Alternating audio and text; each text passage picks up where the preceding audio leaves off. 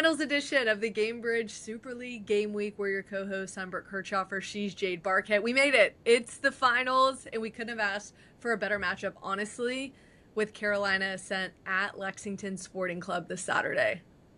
You said it best, the clash of the two heavy hitters, in my opinion. You have Carolina, a team that is coming in best form they've had in their existence. Such a consistent team, vets, young players. The head coach, Philip Poole, just believes in this side. Last year, they ended in the semifinals. This year, they are taking it to the finals and hoping to win it all. Other side with Lexington, a team, the story of the season, worst to first, completely rebuilt this team, the culture, the style of play, and they have obviously Golden Glove winner in Kat Asman and the league's leading goal scorer in Kat Berry on both sides of the pitch. I mean, you have to tune in on Peacock this Saturday to watch this all go down. Gonna be so much fun to watch. You mentioned some of the heavy hitters on Lexington's side. How about Carolina with something to prove? And they had a few names in the all-league first and second team. You can go to GainbridgeSuperLeague.com to see everyone who made the first and second team. But let's start with who we will see in the finals from the first team that was selected. For Lexington, it's Kat Berry and Taylor Ulmer and Ali Pantuso. For Carolina, it's Sydney Suter and Jill Aguilera. And then when we go to the second team, McKenzie George and Addie McCain. This is going to be a fun one, and I'm sure there's a lot of players who also have something to prove, who wish their names were either on that first or second team and want to prove they got it wrong in the final. 100%. You can take any team on this in this league and mix players around to put them on a first and second team. But for the first team, Amber Wisner, to end her career at Dallas, and when she spoke to us before the semifinals, she just expressed so much gratitude for this league, this team, her coaches, and how they've really celebrated her, especially towards the end of this season. And to cap it off with a first team selection is amazing for her. You have Hope Heisey in net, who was right there with Kat Asman all season for the goalkeeper year conversation, saves percentage, all of those things as well. And you look at the second team stacked as well. Sid Cummings at the back arguably could be a first team player.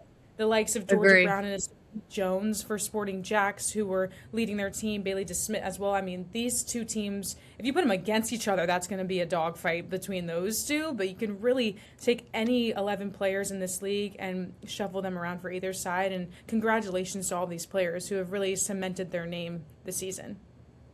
Yeah, and be on the lookout. We have more player awards that are going to be announced this weekend. We are so excited now to be joined by Erika Tymrak. She will be on the other side of this break. We welcome back a Tampa Bay Sun League winner in the first year of the Super League when we come back.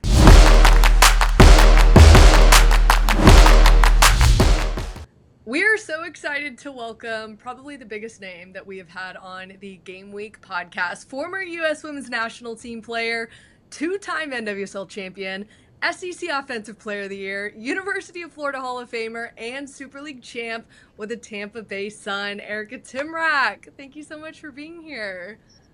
Yay, thank you for having me. I'm excited to talk to you guys.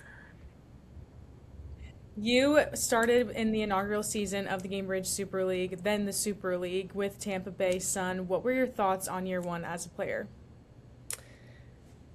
Yeah, so obviously I had been in the NWSL since the beginning, and I had played majority of my career there. I did a few overseas stints, but I was in the NWSL mainly. And then I heard of another league coming. I thought it was awesome because I just think that giving more women opportunity to play professionally here in the States it's what we've been missing. And I then heard there's a team that was where I grew up, and I was ugh. And I was at Orlando at the time, and I was kind of debating retirement just because I've at this point had played for 12 years. And then the stars kind of aligned, and I was able to get to Tampa for my last year playing. But I think that it was just one of those things where I had been part of a league from the start. I kind of wanted to maybe do it again in my hometown, and yeah, it kind of was just the perfect fit, and it was especially cool to go out winning a championship. So. Well, I'm sure they were happy to have you too. And so, as you mentioned, I feel like that's the hardest thing for players is, can I play close to home? Can I be around family and friends? And I feel like it's only beneficial to have the Gainbridge Super League. Hopefully we see more cities in the future. Why was Tampa Bay? Was there a moment in the season where you thought, okay, like I think we can win it all year one? Yeah, I mean, honestly, from the start, when I saw like the players that we were getting, not only from like a quality perspective, but we Hmm. had so many vets on the team. I mean, so many NWSL vets, overseas vets, and I was like, I have been part of championship teams, and I'm like, you need leadership and you need players with experience, and I'm not, and you need younger players in the mix, but you have to have that those standards being set by players who have just been around the block. And as soon as I saw, the players that we were getting, I was like, okay, we're winning this. It's not going to be an option. No option other than to win. Do you have a favorite moment from the championship run? We know that you were not able to play in it due to an injury, but there a moment during that where you felt like I'll remember this forever? Honestly, we had such a good group. It was crazy because it's like that team, I feel like we were so connected and we just like the vibes. Sometimes you just get a team like that where you just click. I'm sure you guys have been on teams Yeah. before where like you can't put into words, but like Yep. everybody just vibes and we just had such a good group. So I think just like making that run and like we had some ups and downs in the season and like obviously when you're looking from the outside in you don't really see like the highs and the lows you just kind of oh Tampa Bay's doing really well but like we had some lows for sure but I think that just like coming together and like going on that run and yeah it was just I think just being that's what like for me like playing soccer like those are the best memories of like doing it with like your teammates and the people you spend every day with. Like that's the best part of it. So, Definitely. All right, before we get to year two in the league, do you think Tampa can run it back in the future? I mean, what makes you confident, I guess, when you were in that organization in terms of how they're leading that group?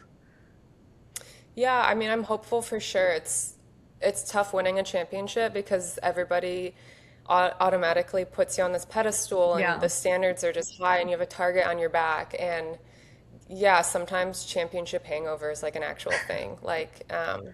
But I think there was a lot of turnover within the group, and I think Tampa just kind of struggled getting an identity. And I think in pro sports, you have to have an identity to fall back on. So I think that's where they struggled this year. But there's been the ownership group is so invested that I'm 100% confident they can turn it around. And then not only that, but the support from Tampa Bay community is like insane. Like it's a sports town for like through and through, but like you really do feel it just like with community events. And I just think when you have a city behind you like that and then an ownership group that like truly wants to invest, then you can, make anything happen. So I'm confident for them. Now the league is in year two. And now you're kind of an outsider looking in on the analyst side Yeah, of welcome to the things, broadcast getting into side, Erica. broadcasting. Yeah, Thank you. welcome to the broadcast crew. What are your thoughts now as this new perspective? It's so crazy, like being part of the broadcast world, and it kind of just like that's another thing that kind of just fell into place for me, and I'm like very grateful. But like, it's just, I mean, you guys know, like it's a crazy world. Like you have to just like Yeah. roll with the punches. And one of my first games, my like headset wasn't working, and I like told my producer, and he was like, "Okay, we just have to keep going." I'm like, these things happen every game. It's crazy. But I'm like, that's why I love it because I'm like, it's the same in pro sports. Like the stuff that you see is crazy, Mhm. but you just have to like go with it. And I'm like, I think that's one of the reasons I was able to play for so long because I'm like, I can adapt into any environment, and I think you need that in broadcasting. So it is really cool being on the other side of it. I do get like adrenaline, and it's really nice not running. I hated running as a Oh my soccer player. gosh, Like preach. every single person was like, "Oh no, like you run so much, you're a midfielder." I'm like, I would not ever run without soccer. Like I don't run now that I'm retired. I walk, I go to Pilates. I'm like done running. So to answer your question, it's amazing being on the other side, and then I get to meet people like you, you guys, and like it's cool being back in the sports community and like I don't know, just having that like camaraderie and yeah, I've enjoyed it so much so far and I'm obviously a new analyst so I have a lot to learn, but it's yeah, it's been so much fun and it's been really cool calling games for the Gainbridge Super League because I feel like when you're a player, you obviously scout and you know teams, but this is like a whole other look, and you get to talk to the coaches and talk to players, and you get a whole different perspective on things. So it's been really cool to like play in the league for a year and then be an analyst the following year. I love in my game prep when you call games because you have such a unique perspective and pick up on things that I might not have noticed, especially too being a former player in the league. And year one, it sounds like you've been doing this forever. I have to say, I mean, you've just absolutely killed it this year, and it is fun. It's like it's a team environment, right? We meet in the hallway after calling our matches and can kind of catch up. We're like, how'd it go? You know. Things like that. So it's been really fun to kind of welcome you to the broadcast side of things. But you mentioned being a midfielder, holding mid for me, do not run anymore either. But from a former 10, I know you played a lot of different roles, but as a former 10, who do you think is the best 10 in the Gainbridge Super League? Oh man, that's a really good question. There's so many players. There's honestly so many players that come to mind. I will say, I don't know if I consider her like a true 10, but someone who really sticks out to me is Mia Corbin because Ooh. she's like a 9 at heart, and she has been asked to play like a different role this season. Like, you know, nines, they want to score goals, they want to be in the frame of goal, they don't want to really do anything else. And you can tell Philip Poole asked her to play a different role. She's deeper, she's more in that midfield role, and I think she's played it so well. And I think that speaks to like not only her ability to like go from like being like a 9 to being in this role where you have to be on both sides of the ball, involved in every single play, regardless where it's at on the pitch. But like you have to have a mindset switch, and I think she looks so comfortable there. And I've really enjoyed watching her in that like deeper role position. And I think, yeah, she has a promising future because not a lot of players are just going to be able to adapt to that type of role seamlessly, but the ones who can carve out, you know, a really good career for themselves.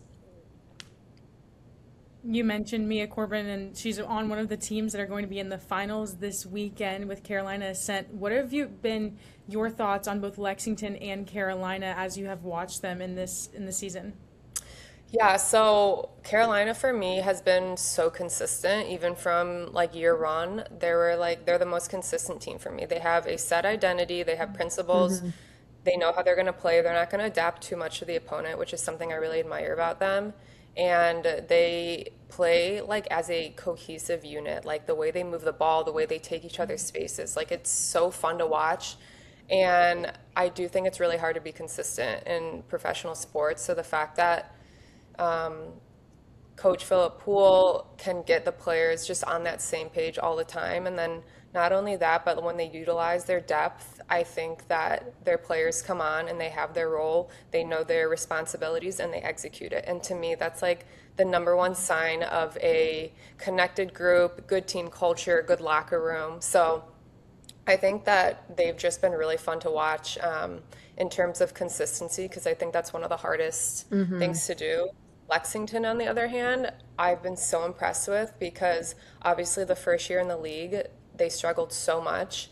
And for them to be able to do a complete 180, it's almost like it just doesn't happen that often. And you can tell that they really went to the drawing board in the off season. They said, these are our goals, these are the players we need, this is what our identity is going to be, and we need every piece of the puzzle to come together if we want to do this. And it did. And you can just tell that's a testament to the coach, the technical staff, the players that they recruited, the culture.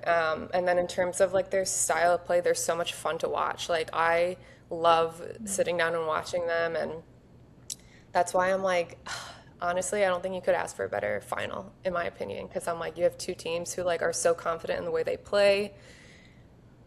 They know, I mean, Lexington has the leading goal scorer, so Yeah. I'm like, it's like that's always just hard to play against. And then I think having a player like that, like that's the hardest thing to do in soccer is to score goals. And like the fact that she just makes it look effortless, like it's fun to watch. I'm so excited for this final. So Yeah, we are too. It was really cool to see Kat Berry live. Even Alyssa Bourgeois, Jade and I were talking about it, watching Mhm. the work that she does that goes unnoticed, especially on the right side of the pitch. Like she's out on an island, just an absolute workhorse, defending, and then we'll get Yeah. forward. There's so many different players like we could pick out on each side, but want to go back to a comment you made about Carolina with being consistent. I think it's even harder to do when you add so many impact players on the middle and the front line because everybody wants to come in. You don't know if it's going to mesh. They might be not so apparent with giving the ball away. They might want to get their numbers up and you know, continue to build their player profile and who might be looking at them from the outside in. So, what have you seen from that perspective with the way they've been able to add in, especially at the break, a Tyler Lucy and some of those big names to the roster? Yeah, I remember when I had a coach call with Philip Poole, I literally asked him, I was like, how do you bring in really big names and then keep everybody happy? Yeah. Because it's really hard to do. Like, I've been on so many teams where Yeah. we've had stacked rosters and it just does not work because there's too many big personalities and there's too many players on the field who are used to being like the main person.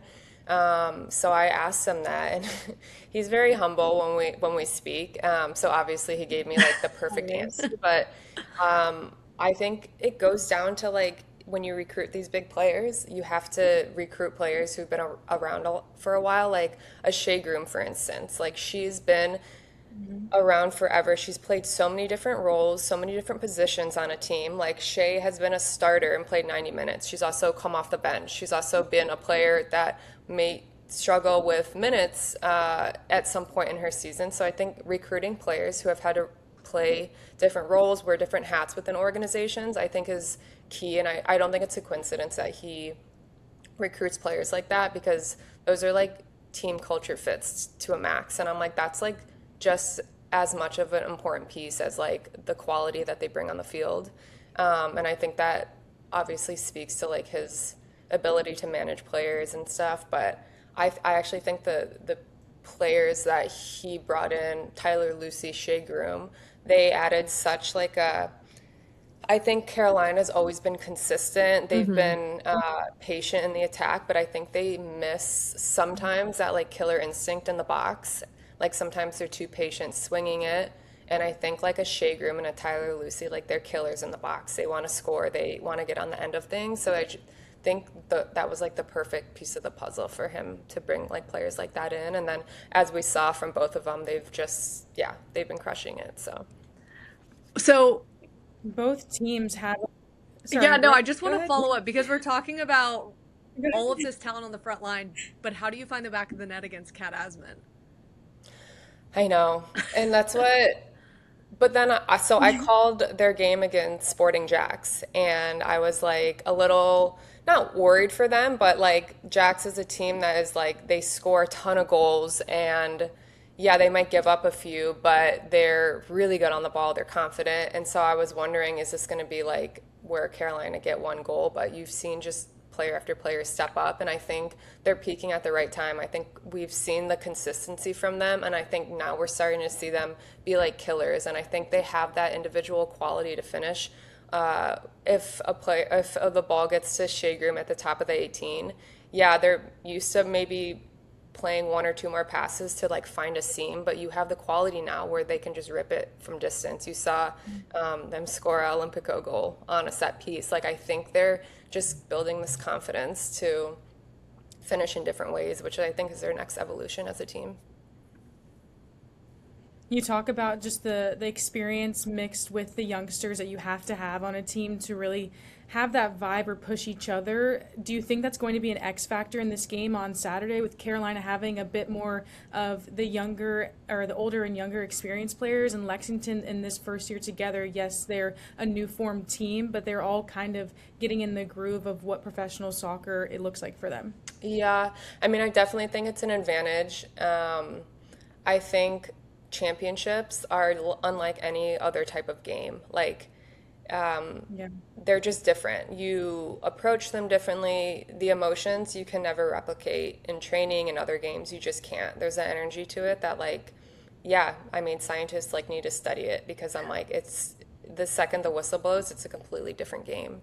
Um, So, yeah, it's tough. I mean, I feel like both coaches are tactically really strong, but I'm like, at this point, it's not about who's going to tactic the other coach. It's about we need to double down on our identities and trust that the game's going to be on for us, and it's, yeah, it's going to be a really interesting matchup, but I do think Carolina have a slight advantage just with all of their Ooh. experience.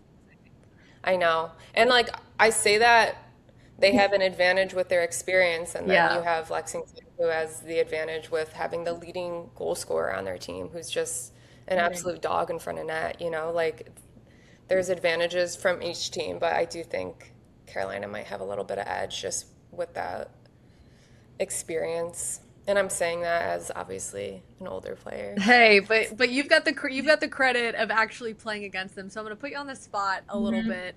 Where do you see maybe holes in their games that either side is maybe going to be attacking that you've seen from calling some of their matches this year? Yeah, that's a good question. So I think that Carolina, I think maybe sometimes lack that killer instinct, which I mentioned. I think they're getting better at that.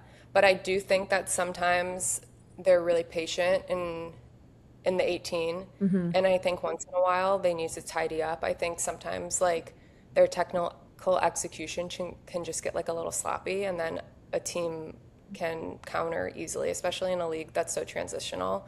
I think sometimes they have to be wary of that. Um, I think Lexington tend to once in a while get stretched. And I think with a team like Carolina, I think Carolina played through the line so well that they also have to be wary of that. But I'm like, I look at them and I'm like, they're both such consistent teams. They're organized defensively. They obviously attack a little different, but they both have so much attacking power that I think it's going to be a really even matchup. I feel like a lot of championships are like, there's like an obvious front runner. I'm like, this one is like, all bets are off. Like you just really don't know who's going to win. It's two powerhouses just going at each other in this Exactly. final, so it's definitely going to be one to watch. I want to look overall league now and put you on the spot a little bit again. Sorry. Do you feel like there is an underrated player in the league that is on any team you feel like does not get the recognition, maybe in the score sheet or just talking about wise that you've seen in your time as an analyst and playing? Yeah, I feel like I talk about Carolina a lot, but I've had them a lot this year calling. But I think Riley Parker is one of the most Mm. underrated players Mm, in this league, and I say that because everything these days in like modern soccer is stat based. Everybody looks at the stat sheet. Everybody looks yeah.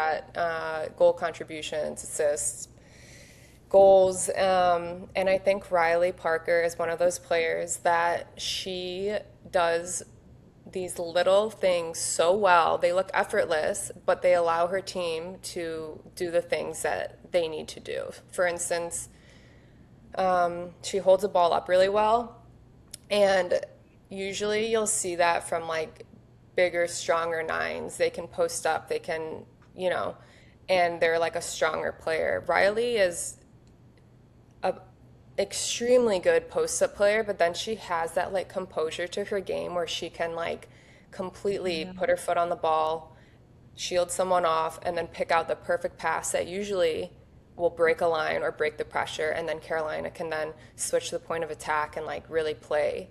And I think a player like that is so important to a team because you look at like their attacking talent and players constantly getting on the score sheet. And I'm like, I don't think they're as successful without a player like her on the field. You need a player like that. And it sucks being a player where you're not constantly getting on the stat sheet, but when you Hmm. have a coach like Philip Poole who can like really like you can tell that he rates her and values what she brings because she obviously is a big part of the group, then I think that's the perfect environment for her because you have a lot of players like that who just don't get that recognition. But I think she's one of those players. I think she has so much talent. She can run on the ball. She can pick up passes. She is a really good goal scorer. We haven't seen a lot from there, but she's also playing out wide in a deeper role where she's having to be a little more of that link between lines. I think on the flip side, especially if we're just looking at this matchup, Carolina against Lexington, I think McKenzie Weinert too goes a little unnoticed and unrecognized. By the way, Erica, you guys look so similar in person.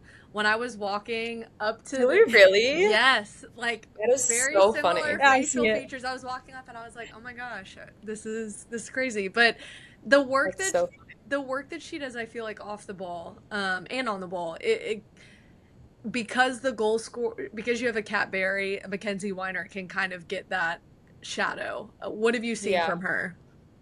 Yeah, I totally agree with you. I think she has 10 goals on the season, is that right? Something like that, yeah. Like I think now still she up there does. on the stat sheet, but when you have a Cat Berry who has like For 16. sure. And that's crazy because I'm like, if she's on any other team, you're like, oh my God, she has 10 goals on the Yeah. season. But no, you're absolutely right. And I actually enjoy watching her a lot. I think she's very, she's like an aggressive attacker. I love aggressive attackers. I think they're so much fun to play with. I think that they like bring just like this energy to the attack. And then I don't know, like she's obviously aggressive, she's fast, she's pacey, but then she has like this like cheekiness to her game. Like we've seen her like net Yeah. clears in the box and then finish with the outside of her foot, and I'm like, where did that come from? You know what I'm saying? Like it's crazy. So I'm like, a lot of times when you're a player who like relies on like your change of pace and your explosiveness, sometimes it's really hard to draw that in and then compose yourself to like really like be, have these like smaller touches in the box. And I think she has that ability where she can do both. She's like very, very athletic, and she's such a like aggressive presence, and then she has that composure to pull off really sophisticated and classy plays in the box. So I agree with you. I think she's also very underrated, but I think she's in a right position in terms of like where she's at in her club. I know she left Spokane last season, and I think that like going to Lexington, they probably had a vision. They Mm-hmm. recruited her, and she was like, "I'm on board." I always admire a player who can go out of their comfort zone and try something new, and I think it paid obviously dividends for her because now she's playing in the championship and has been so successful this season. We talked year one, we've talked year two. What would you like to see in the future of the Gainbridge Super League, and where do you see these teams forming or maybe new teams forming in this league? Yeah, it's such a good question because there's so many um, potential markets that like I personally would be like that would be a no-brainer. Um, I do think though, in terms of like what the league needs, I'm gonna say this. I've said this like as a player, I'll say this as retired. Players need actual facilities dedicated to them. Yeah. We've seen like the top leagues in the world, players not have the proper locker rooms and places to go every day where not only you can get treatment, you can work out, you can do all your therapy, you can watch film. Like you have to be able to be a true like 9 to 5 pro. Like that's your job all day. Like obviously like I was a lot older than some of the girls I played with, but they would like come in, train, and then like go home right away. And I'm like, I've been here since 7 a.m. I'm probably gonna leave around 3:34. Like you have to do this if you want to like make it long in this league or in any league as a pro. So I think giving players that dedicated facility that's completely soccer specific, it's so important because I've been on teams before that have it, I've been on teams that don't, and you get so much more return on your investment. If you're an owner or a coach and I'm having players like run out of training after because they don't really have much to do, like the gym's small or they don't have a dedicated place for the players to do what they need to do, you're not going to get the most out of your players. But when you provide them with the resources and everything they need to succeed, they're going to utilize that, and then you're going to obviously it's a two-way street, and it's yeah. So I'm always going to push for that, and I think regardless the league, teams struggle with that because there's so many factors that go into it, but I think that's the biggest thing that needs to change across the board.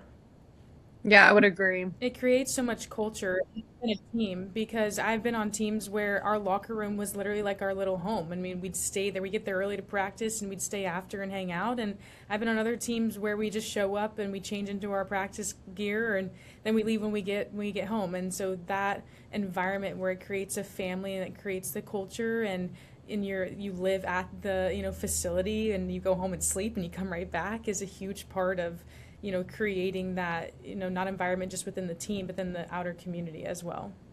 Yeah, absolutely. And we had that at Tampa. Our ownership group is great. They built us literally a specific space just for us.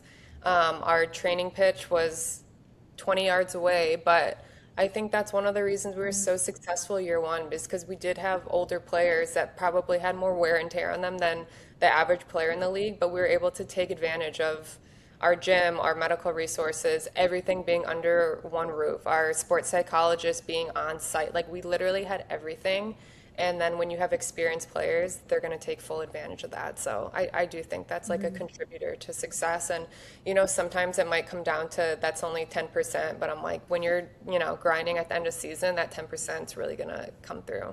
Yeah, it's huge. Just feeling supported too as a player by seeing that financial backing is big. Well, Erika, we are so grateful for the time, for the insight. We can't wait to talk to you more as we get into year 3, which is crazy, of this league. And of course, we'll be catching up with you after the final as well. Sounds good. Thank you so much for having me.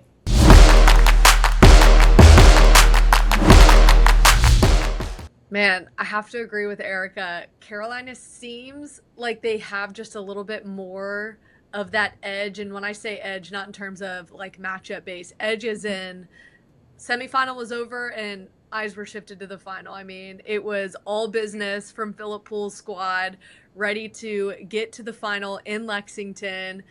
Lexington has been a side that's just had so much fun this season, and I feel like that's lended to their ability to be carefree and expressive on the pitch, and has really been a big reason why we've gotten to see so many different players show their versatility and skill. It's because of that ability to show that freedom and out there on the pitch. So a little bit different from the two sides. I guess maybe a little bit more serious from Carolina, but when it comes to the final, Jade, I'm sure it is going to be serious on both sides when they are out there on the pitch. And like Erica said, the final is different than any game you will ever play all season. Like it's different even from the semifinal. In the final, you have everything to play for and everything to lose. And for this Carolina side, you can see the fire in them. I mean, even with McKenzie George's 6-minute goal against, a juggernaut in Sporting Jacks that has been there all season, you could just tell how much this team is continuing to claw and fight to get to the championship, and they've done that. Yeah. At Lexington, they just play so free, and the joy that you see when they're playing is so apparent because you see the individual creativity, you see how they work together. And I thought it was really interesting when I was watching them play in the semifinal, or calling the game in the semifinal as well, is how they're able to just move as a unit, but you're still seeing the individual styles of play. And I think that is dangerous as well because they're so connected, but they're also so creative. And I think that just lends to how they train. It's how, Kosuke Kimura just has allowed this team to be. And it's like you mentioned, it's going to be a game for the ages. But when that first whistle blows, it is going to be something completely different because you have a trophy to play for, you have a title to play for, and everything is on the line. And their ability to adjust on the fly. We saw that Dallas changed their shape a little bit in the second half and didn't change anything for Lexington, kind of just stayed within their game. I will say Lexington, I would probably agree, they came out a little bit flat in the first few minutes against Dallas. You can't have that against Carolina.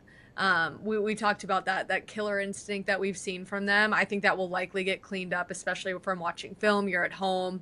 You're going to have all the adrenaline and fuel behind you to avoid a little bit of that drop-off that we saw at the beginning of that match. But you're going to hear me, Jade, and Sean St. Jacques on the call again. We will be out there for the final. You heard us for the semifinal when it was Dallas at Lexington. Jade, I'm so excited. I cannot wait. This is boots on the ground. We are all there together. I am so excited for you got to experience Lexington, so you're going to tell us a little bit about where to go, what to do, and Oh we're yeah. so excited to meet Horse the farms girls. everywhere. It's beautiful. I probably will get on a horse. Guys, I'm flying in first, so if I am just off somewhere, I'll let you guys know where I'm at and exploring. I'm so excited for the environment. Lexington fans always show up to their matches, and there's no bigger one than this one. So the environment's going to be crazy. The crew we're going with is incredible, and fantastic soccer to watch too. I love it. Well, we're so grateful that you guys have joined in with us for the Gainbridge Super League Game Week, bringing it back as a podcast. This is our last one in terms of this season. We're excited to see what the future holds, but thanks again so much for joining us, and we'll see you next time.